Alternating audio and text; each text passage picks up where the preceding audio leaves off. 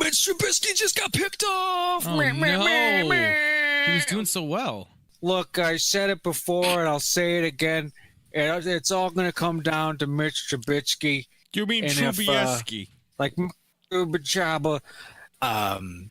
Yeah, he's made some throws today that were already like, that was good. And then some throws where it's just like, no, don't do that thing you just did. You missed that man that was wide open. Yeah, he's 5'8". I get it. He's a smaller guy, but he's pretty new too, right?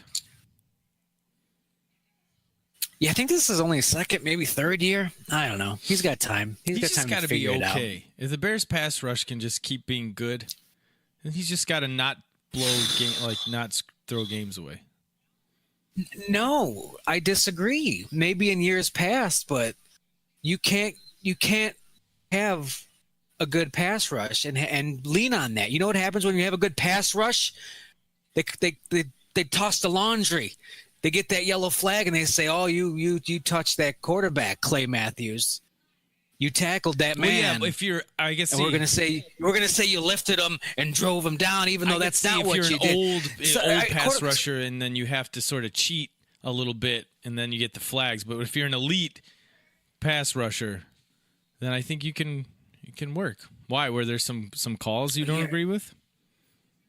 Yeah, Clay Matthews, he's old, and I wish he would go away. He got hit with one of the worst roughing the passer calls ever, because it's the old. They don't want you driving him into the ground, lifting him up and driving him into the ground. So it was a borderline call. It could have gone either way. No, not even close. Absolutely not. Thank you for trying to play devil's advocate here. Ding, ding, ding, ding. But no, like everybody's like that was football. Opponents, ex-refs, when they're like, "What do you think, ex-ref?" And normally they're just like, "I think that ref did a good job," because they're always sucking each other's ref dicks. Even the other refs are like, "That was as clean as it gets." So he didn't pick him up and drive him into the ground? No. Not only did he not do that, but it was like a waist tackle. So boom, waist, gets him on the ground, and he doesn't like Goldberg spear him, like right on top of him. He goes off to the side. He plants with one arm so his weight doesn't go on top of him. He almost tackles him with one arm so he doesn't get the full Clay, the full Monty, the full Randall. So he doesn't get all of it. And they called a flag on that. And that, I'm not even, don't get me started on the missed pass interference calls. And the bullshit makeup calls. It's like, okay, yeah, we cost you 3 points, but here's a holding penalty that'll hurt them for 5 yards. I don't give a shit. About this. I'm pretty sure it was awful. It was one of the worst ref games. Yeah, I know you're asking, Dale. What else are your thoughts on that Packers game? I thought the refs sucked. I thought they were. I'm pretty terrible. Sure that the NFL is like the worst officiated professional sport. That's my opinion.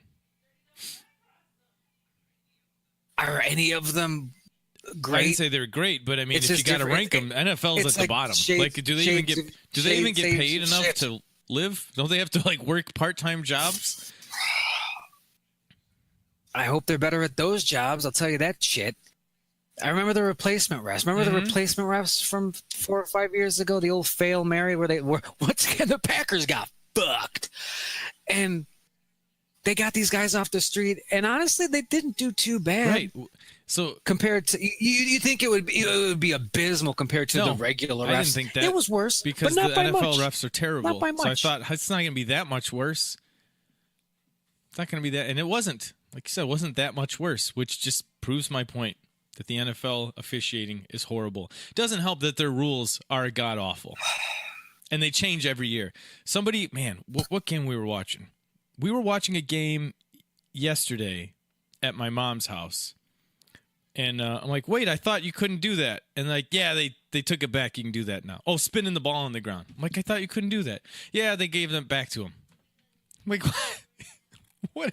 What? They can't stick with anything. The process of the catch. Why was catching the ball in the end zone so much harder than just running it? Like, you could run the ball. It could be balancing on the tip of your pinky and just barely cross the plane into the end zone, and then it's touchdown. But if you catch the ball, you have to like hold it, and someone has to take a picture, and you have to have someone sign off on it that you've held it enough seconds. I don't get it. Yeah, I He didn't hate make that. a football move. I hate that. I hate What? He caught a football. Isn't that a hate- move you do in football? all the roughing stuff, all the leading with your helmet, which hasn't impacted much yet, but it will. It will. Somebody got hit with a defenseless receiver one, which honestly, that one's probably fine. Let's not, kill these guys more than they already are. But yeah, just tackle him like Clay Matthews did. Oh, but that's a penalty now. The quarterback's different. You can't touch them off. too hard. Oh, I hate it. I'm trying to get Why my don't they webcam just put flags right. around the waist happen. of the quarterback, and you got to just pull their flag? You know who'd hate that? Quarterbacks that are good That's at what James being Jones elusive. Said. Yeah, the Cam Newtons and the Blake Bortles. You got to say it like that? Blake Bortles. It sounds like a cough. Blake Bortles. So, this game, let me go. Okay, but I have Just something let me to go. add, but go ahead. This Packers game, the rest were bad, but this fucking kicker, rookie kicker on the other team, misses 3 key field goals. 2 of them, like one in the fourth at the end and one in overtime at the end. And he missed them, and they were huge, and it was one of the reasons the Vikings didn't get the win that they didn't deserve, so it kind of works out. And that rookie kicker got cut today. And I'm just thinking, man, if the refs didn't call those bullshit penalties, especially the one on Clay, the Packers would have won clean, which they fucking deserved. And that kicker wouldn't have been in the position to miss the fourth quarter kick and miss the overtime kick. And he wouldn't have got, like, that guy's life is, his career's done. Because of bad No one's going to take a officiating, chance on a rookie kicker. Yeah, that guy's life, I mean, he'll probably be all right. If invest your money, Daniel. Invest your money. But like his career's fucking done because isn't it? That's a weird thought to have. It's like Clay Matthews, oh, go Pack, go. But this fucking kicker, I just can't get it out of my head. That's got to be brutal. Poor son of a bitch. 2 weeks in a row with a tie. Games ending in a tie. What is this? How do you have a game that like you Isn't it exciting? The score combines for like 100, and then you have 2 games that end in a tie? I understand like hockey or soccer ending in a tie, where it's like, oh well, it's kind of hard to score. But football, it's just like boop boop boop, get here, kick this. But now you can't win with that unless they get a chance. So I don't know. Again, they can't keep it the same. Especially this game. Especially this game, like 29-29. What a wonky fucking score. We're talking missed extra points and 2-point conversion. Like they had to, poof. My goodness. And overtime, it appears to be 10 minutes. I didn't know that. I don't know how long it's been 10 minutes in overtime. Didn't used to be like 5. That's not a lot of time. 6. I think it was. I felt like it used to be shorter when you could just kick a field goal and win. To win, yeah. I think when it was the first score wins, yeah, I think it was a little shorter, and it was very exciting. It's like but now it's just okay. They're going to be safe because they don't have to. They can punt if they want to. They could kick a field goal, but then they're going to have to play defense and not allow a touchdown. They could keep them to a field. It's overtime. It's supposed to be exciting. It's supposed to be bang, bang, bang. Hockey's got the shootouts in the regular season. Yeah, just let Aaron Rodgers go on the field with Kirk Cousins, have a little fucking throw it in a bucket. Throw it in the bucket. Whoever gets in the bucket wins. It never bothered me that you could just kick a field goal and win in overtime in the regular season, especially because it's just overtime. Like you should have probably wrapped that up in regulation. Like, yes, please just kick a field goal and get this game over. Like, oh, well, then it's on a coin toss. Is it? Then it's on a coin toss. You should have scored enough points to win a game in regulation. So are you saying that in the postseason and the playoffs that they should have different overtime rules? Should have different overtime rules because there's more on the line. Like hockey does. Hockey doesn't have shootouts in the playoffs. Well, I'm pretty sure they don't have fucking ties in playoff overtime Right. games. I'm sure they probably play until Right. there's a winner. So that's what I'm saying. You shouldn't have games that end in ties, not in football. Like, it's so easy to score in overtime that they made a rule where you can't just kick a field goal and win in overtime. And now we've got 2 ties 2 weeks in a row. Stupid. Stupid NFL. You're dumb. And, all the players were pissed. Like Should be. honestly, because I could see what was happening. The officials were giving the Vikings this game, and the Packers just couldn't fuck it. And the Clay thing that I'm so mad about, they called the penalty. That play that was clean as fuck. Packers got an interception. That was the game-ending play essentially. So they were giving the Vikings every opportunity to win this. And I'm watching overtime, and I see what's happening here, and the kicker misses the overtime kick, and it's a tie. 3 seconds left, and he kicks it, and it's wide right again from like 29 yards. Oh my God!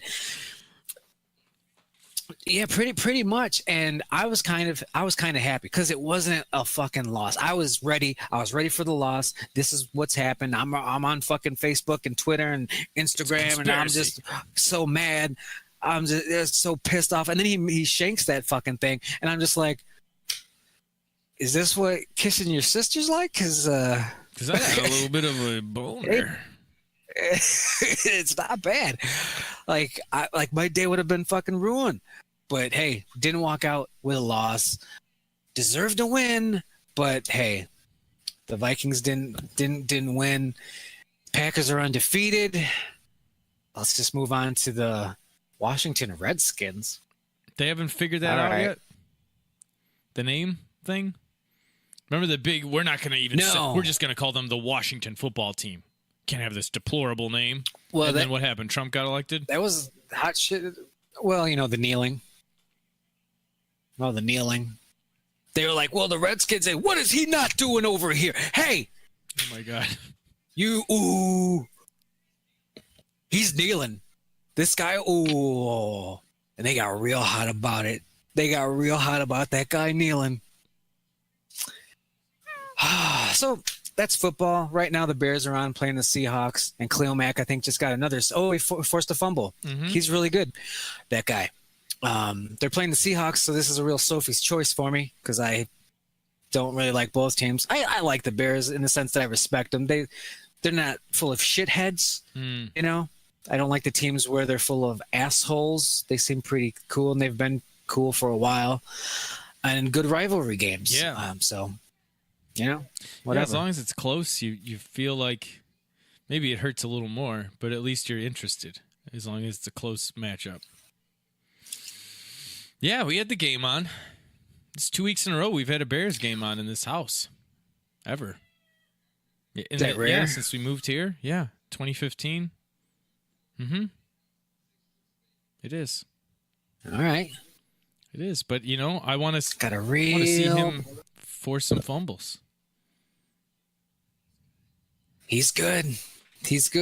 And the Packers were running for him. And if they would, that helps. If they would have got Khalil Mack, the Packers, they'd Super Bowl easily. Now that's going to be a bit of a struggle. So, how are you, Jim? How was your weekend? Did you have any shows or anything? Did I miss a show again? I had rehearsal. That went pretty well.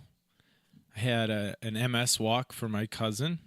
It was on her birthday this year.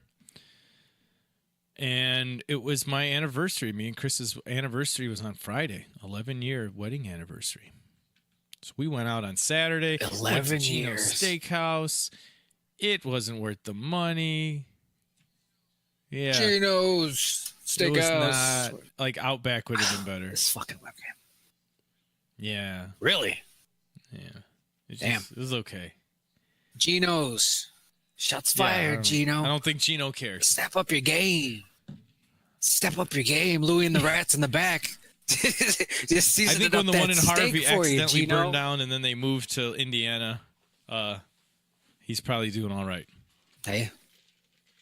Accidents. Wouldn't you know it? Harvey's a shithole and our place burned down. Moving to Indiana. Well, we're in Indiana. They have one in Dyer and one in Maryville by the mall. Yeah. Yeah. By Harvey. Goodbye, Harvey location. So when is I mean, we'll do plugs, but this is just for me. When is your show?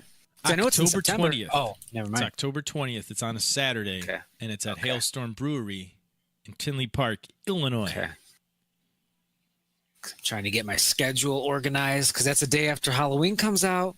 So I will have seen it by then. I think I'm going to see it day up. Does it come out on the 18th or the 19th? I have to. Is it Thursday or Friday? The Friday, which is the 19th, but I'm sure there's showings on the 18th because that's just how it works. If there are showings on the 18th, I'll see it on the 18th, but I'm not doing a midnight show. Yeah. If they have like... They don't do that. They don't do that anymore. I mean, they probably will have a midnight screening, but they'll have an 8 and a 10 and shit.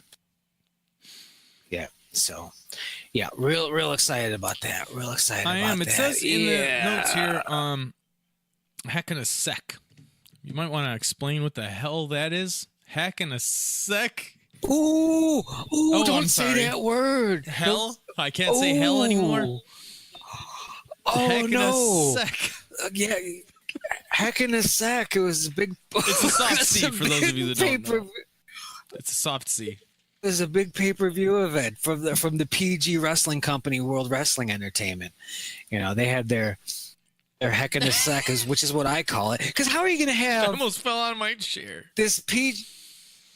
Are you going to have, PG, it's for the kids and all this stuff, and then Hell in a Cell. Just go. Just lean into it. Hacking a Ceck. And it was booked like Hacking the Ceck. You know, there wasn't a lot of crazy stunts. Jeff Hardy hung off. Wait, Jeff Hardy? The thing and went.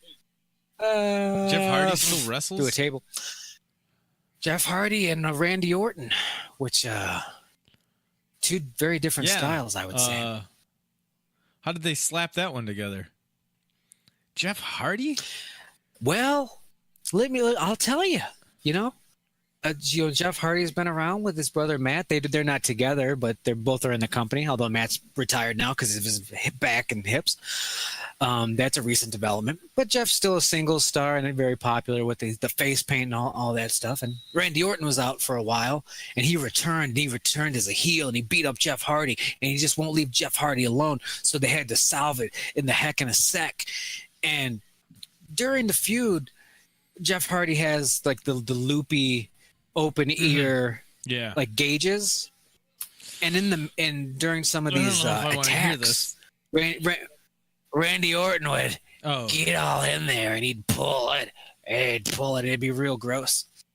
And in this match, I was like, they'll probably do a spot like that again because it's disgusting. And he, underneath the ring, Randy Orton does, and he pulls out a chair. He's like, fuck that chair. I don't want that chair right now. But a toolbox, and he opens the toolbox, and he grabs a screwdriver. And he goes into the ring, and he grabs Jeff Hardy, and he puts that screwdriver right through his gauged ear. He pulls it, and he twirls it. I mean, that's one way to make Randy Orton interesting. I thought you were going to say that there was a botch, and his ear got caught on the cage when he was doing some kind of splash, and it just like ripped his ear off. I probably would have heard about that. That'd be hilarious. Huh? No, I was kind of, because Jeff Hardy's crazy, and they've already done a couple of these ear pulley spots. I was thinking, I bet you, because he's an insane man, they've agreed and they've talked it out. Just rip it open. It open. I was waiting for it, but it didn't happen. Maybe they tried. He's probably down to do it, but I don't think you want to show that on television. Not these days. Yeah, not in the Ceck. Not in the Ceck. Can't do it. But yeah, Jeff Hardy's stunt of the night was he puts Randy Orton on a table in the ring, and he gets up on the ladder, and he's like, you know what? I can get a little bit higher. And he dangles from the cage, and he swings. Oh, here comes 2. And 3, and he does like a little splash. He flips himself up, horizontally, and he goes for a splash. And Randy moves, and Jeff goes to the table and eats a pin. They really sell it. Like, he's fucking hurt. We need people. Back the fuck up, Randy. And Randy's like, I'm going to pin him. And he pins him, and he's like, that was fucked up, Randy. Like, the ref was a good actor. But they sold like this splash through a table with nobody on it like it was Mick Foley going off the top, and I felt that was weird. But that's just what they do now. It's everything's watered down. Did he catch a very garbage. slow RKO out of somewhere? No, that's what I thought was going to happen when he was really like setting up the swings. One swing of Sippy, two swing of Sippy. I was like, okay, Randy's going to get off the table and he's going to RKO him through the table. And no. No. So speaking of Heck in a Sec, I want to talk about some more of the matches here. But here is a photo, and you'll see it on the page here in a minute. Do you remember what color the cage was? The Heck in a Sec? Oh no, I'm thinking it's been black for. That's elimination. I don't know. I'm picturing it black. I think it has been black for a while. They changed it at least for this year to red. There's a red cage. This is not bad. It doesn't look bad in the still. But watching it in motion makes you sick. In motion, it's real bright. It was a little too much. A lot of squinty eye. I could see over that. here. Maybe how about like black or like do red and then make the actual cage part still black. Maybe. I don't know. Not a scientist, but I mean, I'll give them some credit for at least trying something different. When are they gonna bring back? But Big Blue? I think that's they bring back Big Blue. I will get the network. You heard it here, Vince. Or just use the Big Blue. Use the Big Blue color. It was pleasing. Oh, I bet Big Blue pleasing in the eyes. Like a fence though, it'd be rough. Oh no, I know. Yeah, I know. Yeah. That'd bring back Big Blue, and I will buy the network. Vince, I will pay $9.99 a month. What is it now? $12.99 a month. Those things always go up. I'll pay $9.99 a month if you bring back Big Blue, and you say, and it's like a thing. You know, every couple pay-per-views, you have a cage match, and it's Big Blue. Bring back Big Blue.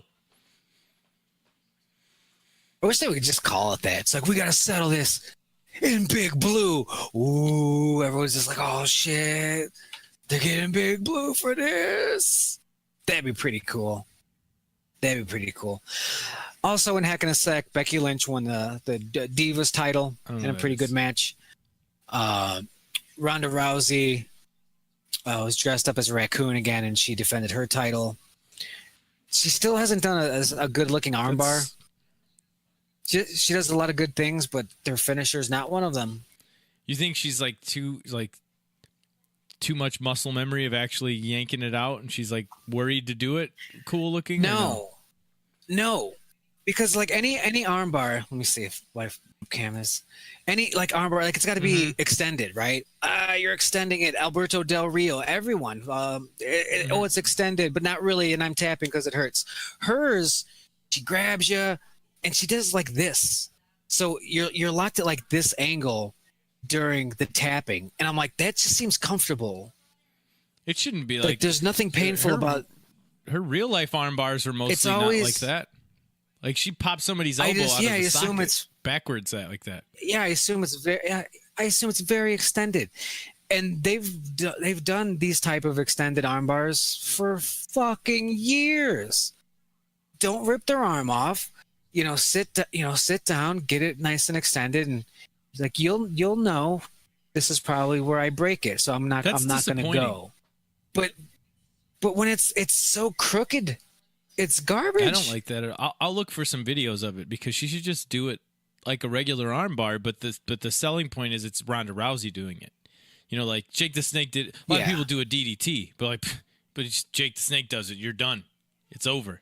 He's Jake the Snake. Yeah. So I think she could just do a regular arm bar and people would go crazy. And it's so because it's like this. Ronda has her other arm. She's got two arms on it, which that's fine. There's one arm here that's being submitted. You have the victim's other arm, like trying to fight you off. It just looks like a garbled mess of limbs. It doesn't look good in any way, because when it's fully extended and you see it, and people in the 300 level can see you're in so much pain, and then the big tap out, it just looks like I mean, you could get dramatic with that too, where they're holding their arms together, they're holding it, and they're holding it. She's pulling apart, and then she gets it broken apart, and then they're just they're screwed. You know? Yeah, that's always a good spot, and that would be a good spot because, well, one, they haven't done that yet because they've already passed that because the move sucks. But that would be a good spot if she's tapping people out left, right, you tap. Then you get that one person, and she's kind of holding on. So Ronda's got to kind of, batter that arm and work like that. Stomp her in the face. That would have been a nice bit. moment. Like with the heel. Yeah, but oh man, already passed it. Last thing I want to talk about Heck in a Sec is there was an entertaining tag match with Dolph Ziggler, Drew McIntyre, and Kai and Tai, and Funaki did a 450 from the middle rope that I'll never forget. No, it was Dolph and Drew McIntyre against Seth Rollins and Dean Ambrose, and I hate tag matches. I didn't know that, but now I know that now. Oh man, I feel I always go on about it.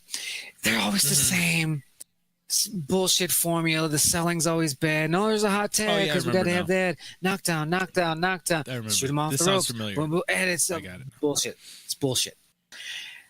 So another thing that I hate about tag matches, because there's so many reasons why, and it's the psychology of the simple psychology of two guys over here against two guys over there. And one thing that drives me fucking nuts is when somebody knocks down the opponent, and that opponent gets knocked down somewhat near their opponent's partner, and they don't react as if that's the worst thing that could have possibly happened, as if that person can't just go, oh fuck, oh but I tagged out because I'm right here. Oh, their own partner. Okay. Yes. Yeah, in their corner, when they get knocked down, essentially in their corner, and an offense doesn't go, oh fuck, oh I gotta go grab him and pull him away. Every now and then, they'll do a spot, but it's got to be more than just a spot. It's got to be the pure psychology of the tag match. Keep him away from there. Spot, mini spot, plan spot, no dog spot, liver spot. Just keep him away. Because it happened a couple times in here where they didn't mean to land. They weren't supposed to land over there, but they did because it's wrestling and shit happens. Fucking jump on him, save it a little bit. Like, no, I don't want him over there. So one, it's on that guy, and two, the guy that ends up landing over there, be like, oh shit, but I'm over here. Like, at least try to weekly. I'm gonna try to tag out. I hope he doesn't. Yeah, why wouldn't you try and tag out? Because I'm gonna look situation? So it sounds like just tag matches they suck now. Because I don't remember that happening a lot when I was a kid. Like, they had that. It was very formulaic, but they had that formula down pat. There was no tomfoolery where your partner's right in front of you and you're not trying to tag them out. I think tag matches were just faster. Because now everyone's got to get their shit in. So there's a lot. They're almost single matches broken up. But I don't know of a company, even New Japan and Ring of Honor and all that, they don't work. They don't work. They're hard. They just seem very hard from a psychology standpoint to pull off. And they don't even try. So I'm not even going to bother. Yeah, do the Usos still hot have takes. The belt? I haven't seen an Uso since 2016, and I know they're around. Penny-looking belts. I feel like they had those perpetually. Every time I turn around, you'd be like, the Usos are opening the show in a tag match. Like, why? I feel they made the separate tag titles just for them. Like the separate brand tag titles. And they're good. They deserved it. They deserved it. But whatever. You still got it. So that was Heck in a Sec. AJ Styles and Samoa Joe, good match. A lot of the matches were good. Brock Lesnar interrupted Braun Strowman versus the Big Dog. Who's the Big Dog? In the main event. Roman Reigns, the Big Dog. Is he still in the Shield? Because you told me they got back together. So, but they're still trying to push him singles in the Shield. I think they're doing it so people cheer him. They're like, he's coming out with his buddies. You like the buddies? The big dog. Little puppies. Big dog got little puppies. Puppies! The big... That's fine. Jerry the King Lawler says they don't invite him back because when people see him, they think of him saying puppies and they don't like that. The visual of him being there because it might remind people of breasts. Yeah, like that was one. Obviously, that was one of his big things. It's like, oh, that's the guy that says puppies because he loved tits so much. And now, you can't put him in a heck in a sec where people see him. The PG audience now, though, they wouldn't. Well, kids don't watch him. That's right. Yeah. But this is according WGN. to Jerry Lawler himself. So who knows? who knows if it's true? So that was heck in a sec. Good card. Tag matches suck. Dale, we made a pact a while ago. We said, "Are you in? I'm in. We're not going to watch another trailer. We're not going to say another word about Halloween until it comes out at the theaters. We'll go see it, and then we'll have a big Halloween blow-off show. A little wrestling. I can't get the wrestling out of my mind now. We'll have a big Halloween blow-off show, and that hasn't happened. We've watched more trailers, watched them a couple times, talked about it more. So this next topic here says Halloween, deal with it. Yeah, two things. One, we went like a full month without talking about it. There was a quick no, there was like a couple sentences here and there, but it wasn't like a half an hour. Fuck off. And two, it's our show. I agree. Do what we want. We love these things. We're going to talk about these things. It sucked. I would have to wait for fucking Monster of the Week. So I'm going to go see Jim then, and we'll talk about that trailer. And that's what we had to do. And now this motherfucker doesn't go to Monster of the Week. What am I supposed to do, folks? What am I supposed to do? This is my opportunity. So we're going to talk about it. And at this point, they do have 2 trailers out. And we liked both trailers. The second trailer was really good. Yes, it was. That second trailer is real good. He walks. He's a fucking tracking shot, and he's just walking, and he just looks over there and is just like, I'll go this way then. And I was just like, that was creepier than it had any right to be. They sell it hard, too, in the second trailer. You remember when I said, I think the sheriff saying, what the hell did you do that for? And her saying, so I can kill him, are 2 different scenes put together. But they doubled down on that, and they have that same dialogue in this trailer. So I think you double down on that. It really has got to be 2 separate things that aren't related. That's what I think. I think it's misdirection. I agree. But the reason I wanted to bring it up this week is, one, the movie's been showing in some festivals, Toronto Film Festival. Reviews are coming in, and I haven't read a review. I just know that they're pretty positive. I've heard that. At this point. And that's as far as I'm going to go with that kind of shit.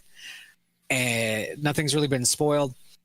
But I saw a headline from movieweb.com that I thought was interesting. It was on my phone, so I had to read it.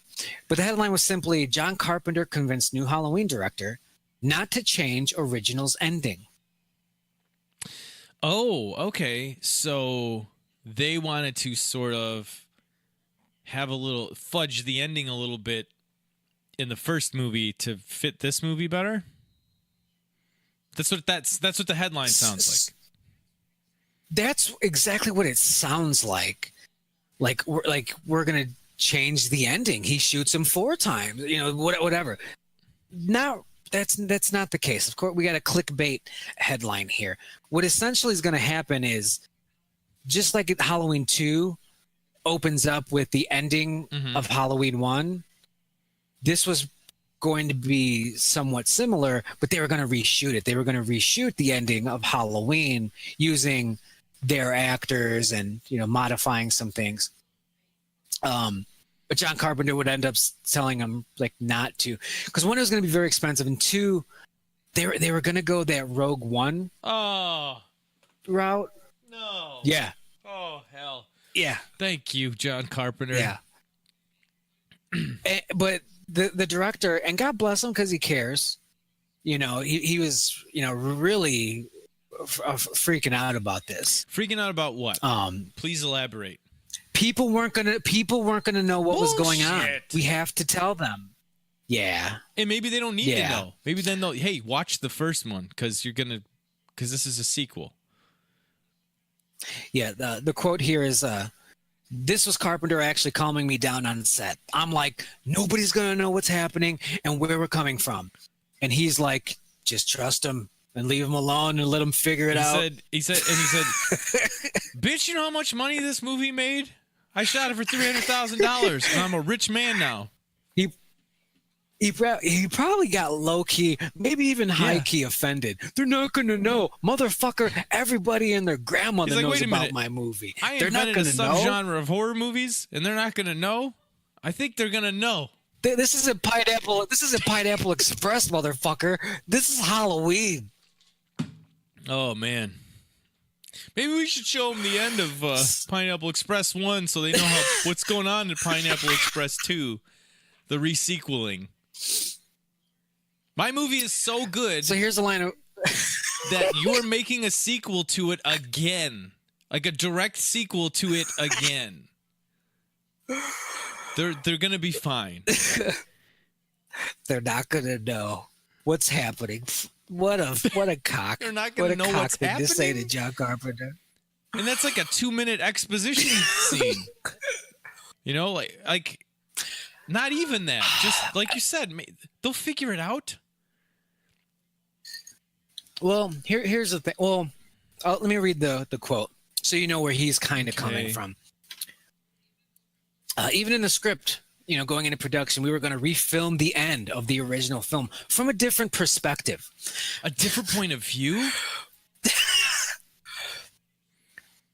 We had this very complicated overhead view of Loomis shooting the gun, Michael going over, and then the apprehension, assuming everybody was going to need a little bit to get back up to speed with where we are. And we haven't seen the movie in a long time. Or we've never seen the movie. Had to invite everyone to the party, that kind of thing. We kept pushing it off. Jamie would have recreated with a blend of Jamie and a body double similar to 19-year-old Jamie. We had all these ideas. And they were bad. Now, I'm not saying everyone in Hollywood does cocaine. We're going to have a crazy overhead shot of Lewis's bald head because he's dead. But I think David Gordon Green, man, he just really likes the smell of it, huh? There was that conversation. There was conversation of utilizing footage from the original film and digitally altering it so we got some other interesting elements. I didn't mean to cut you off. But I mean, what do you have to alter? Show the original end. And then if you want a apprehension scene, show that. Like shoot that new scene. What do you got to shoot the end again? And I have the answer right here. They wanted essentially to include a younger version of Will Patton's new character. Will Patton is an actor, and he is somebody in this new movie, probably a lawman. Is he the sheriff guy? And he might have. Maybe he's the sheriff guy, or maybe he was a deputy back then. No, I mean, is that the guy in the what the hell did you do that for? Possibly. I really wouldn't be surprised. It all kind of fits together there. So they were just kind of trying to drop him in, but they had to do so much fucking work to get him over Loomis's shoulder before he could be like, Loomis, you should shoot him 6 times. We don't fucking need that. I would figure they wouldn't even do that. Just show him as part of the apprehension crew. Yeah, it's just it's his perspective, and he's watching Michael Myers fall off the balcony. It's like, damn. Did you guys see that? I mean, he's the one that arrests him. He's the one that picks him up, cuffs him, sends him off to fucking Smith's Grove. Because, like I said, they have to address that, because in regular Halloween 2, he gets up, and the original ending, he gets up, and where did he go? It's a mystery. In this one, somebody picks him up, and they put him in handcuffs. Is that sheriff guy? What the hell did you do that for? Makes sense that they'd want to work him in there, but don't do that. Can you imagine this? Worth it. Imagine this. We're all hyped up, right? We're like, hey, trailers look good. We're excited. How's it going to kick off? You know, are they going to give us a little flashback? And they hit us with some Rogue One, Dr. Loomis, and Jamie Lee Curtis. Do you wonder? I'd probably just get up and walk out of the theater. I would just leave. I'm like, I would say, are you serious right now? Bitch, are you for real? Yeah, that would have really especially all the work in some new character. That wouldn't be worth it at all. Not worth it. Oh my god, not worth it. This guy's not gonna survive it. He's not the new Jamie Lee Curtis. I thought you meant the director it's not going to survive that reshooting that in like the backlash. Yeah. No, the new sheriff. He's not going to survive this. You're not building the new franchise here around this fucking guy. Stop it. Now, what would be cool, and I will mark out, because I haven't read the reviews. I don't know how it begins. I don't know how it ends. I will mark out so hard if it opens up like with the end of one in some ways, you know, just like with when 2 did it. If they did that, but for real and not digital bullshit, that would be so cool. It would be cool if they opened, I'd enjoy it. If they give the audience some respect. Give the audience some respect. If they opened with the end of 1, but not the end of 1, like a new scene from outside, from the police perspective, from the people that are going to lock them up. You know, they're scrambling around. They got their walkie-talkies. They hear the shots. They hear the screams. They hear the shots. And then maybe you see a shot of him falling off the balcony backwards, and then they rush him. You know, they rush him and cuff him and we get everything from 1.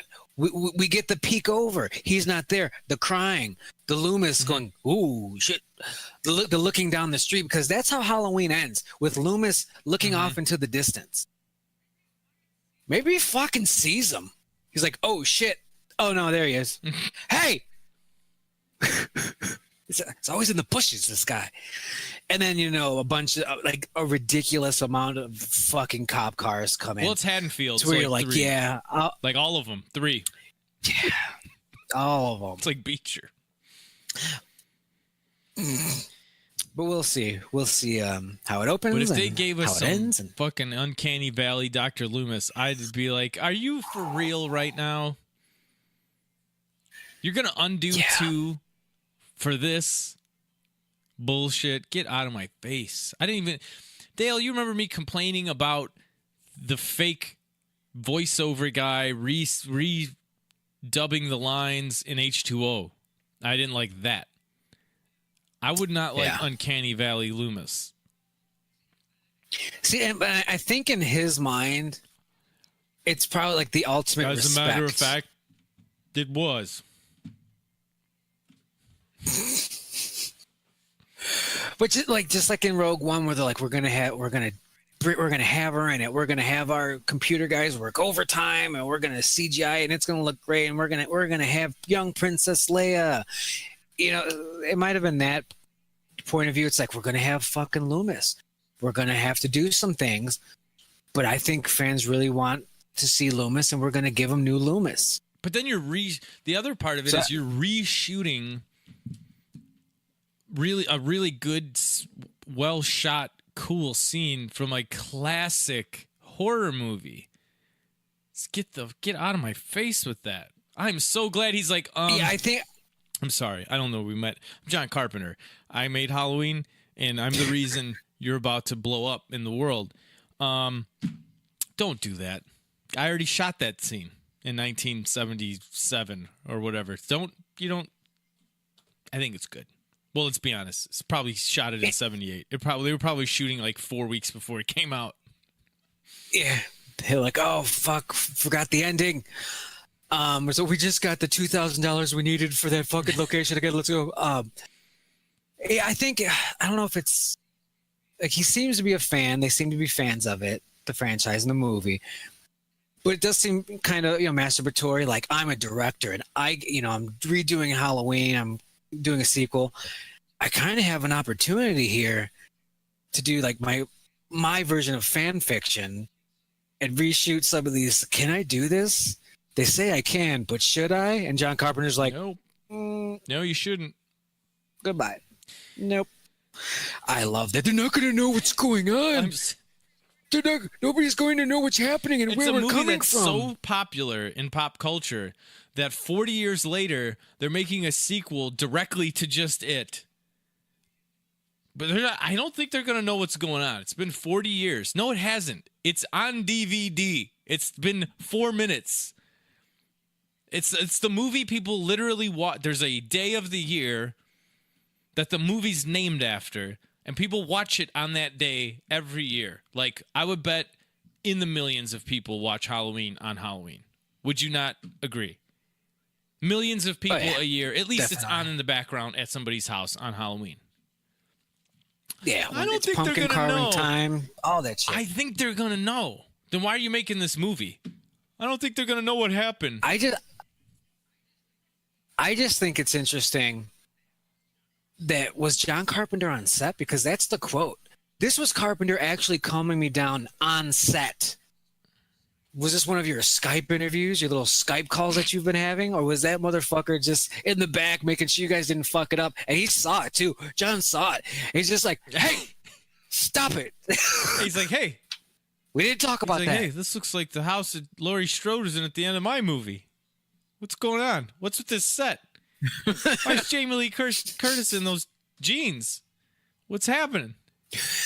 Now, see, I think she would have looked fine, because I think in Ant-Man and Wasp, like when you have the real person there and you can like map their face moving and like just like enhance, make it younger. Nope, 4 more layers younger. It's Michael Douglas, 8 more layers younger.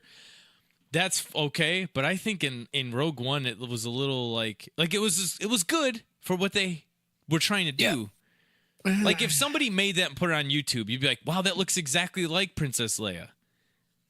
Right. Oh yeah, exactly. for YouTube.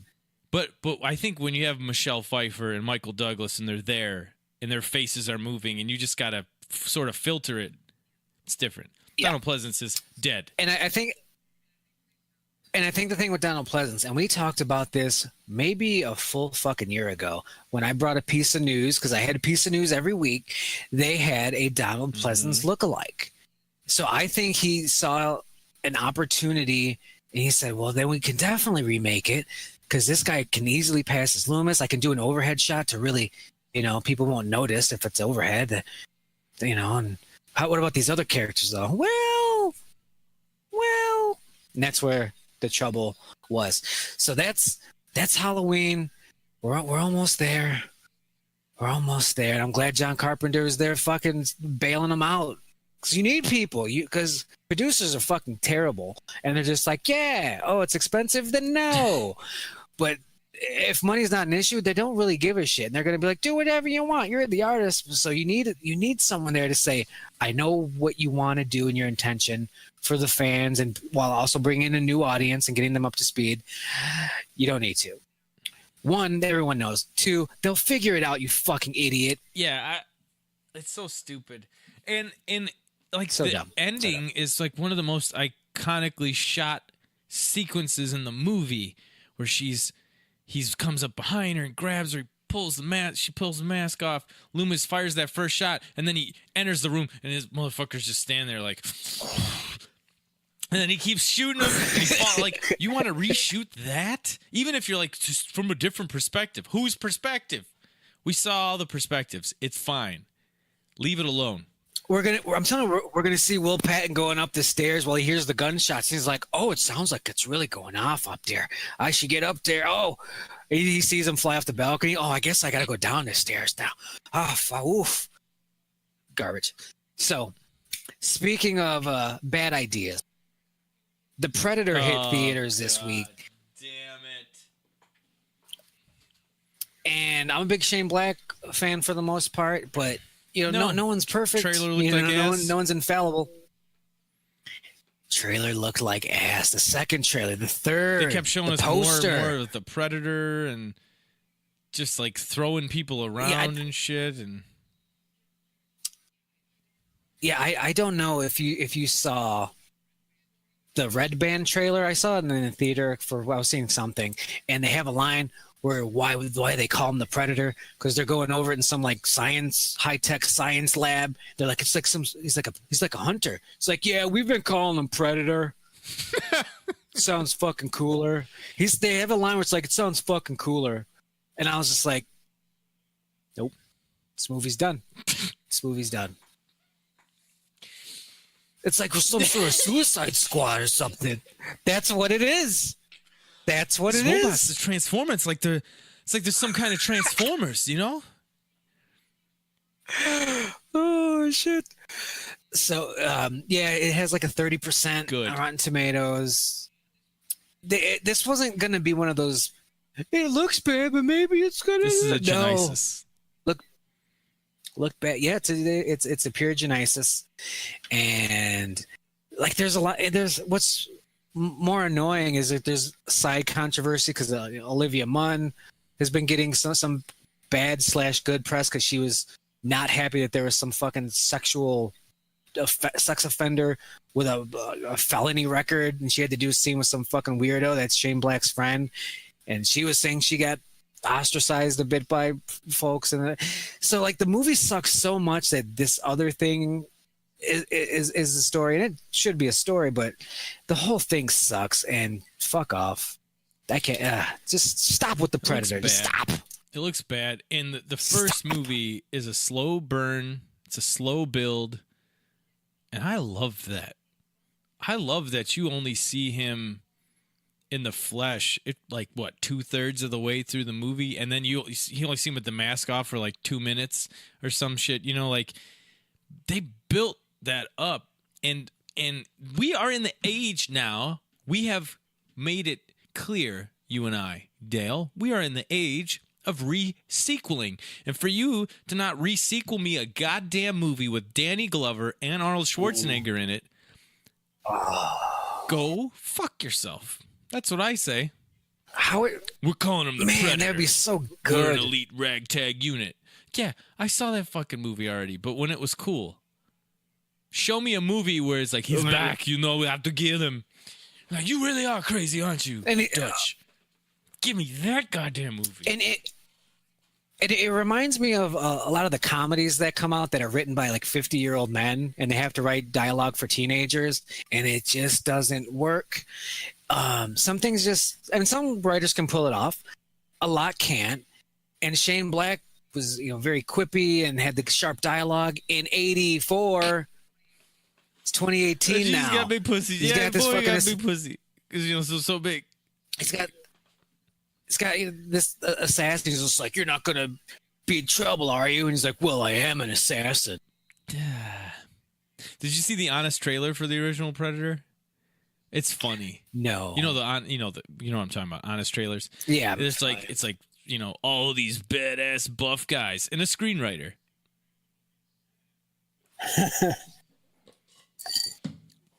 And I'm like, yeah, he does look rather out of place with those giant, swole men. But you needed that, though.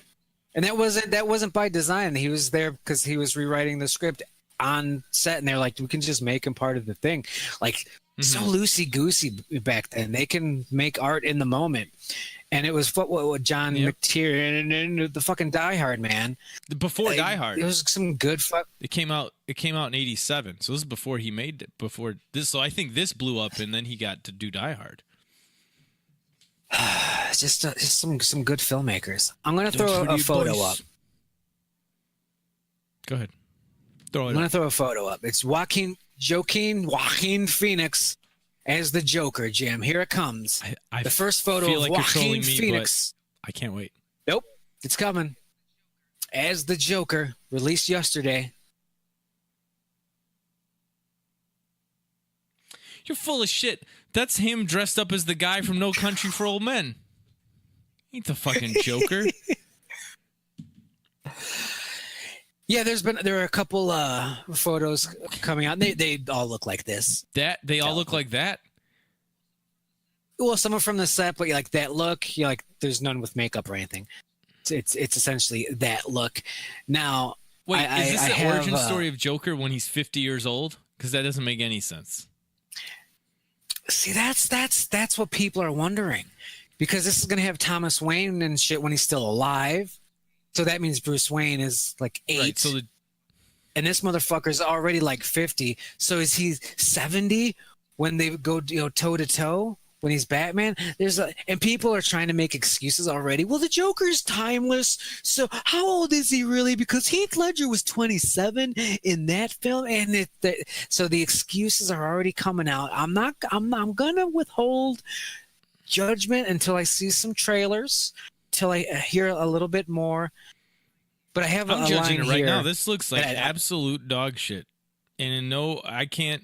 He looks so. Why? Because he's Why? 106 we years talked old. about this. Jesus Christ! It looks like the end of the Joker saga when he dies of old age. Maybe it is. Maybe Joaquin Phoenix is playing old plays Joker. Reformed Joker that's helping old Batman catch a new young Joker. He's playing old Joker. And somebody else that's already casted, making the movie, is playing the real meat of the movie Joker. But director Todd Phillips shared an early look at Joaquin Phoenix Bodal as Joker in this self-titled origin story. The below photo gives us our first taste of the character Arthur Fleck out of his iconic makeup and without green hair. And old. God damn, what is he going to be, 90 when he fights Batman? Jesus Christ. The origin story for Batman's nemesis will be more of a mid-budget crime thriller than a superhero blockbuster.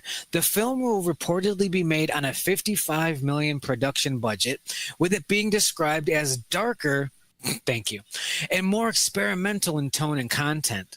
Francis Conroy, Robert De Niro, Zazie Beetz, that's not a real person, and Mark Maron also star. What?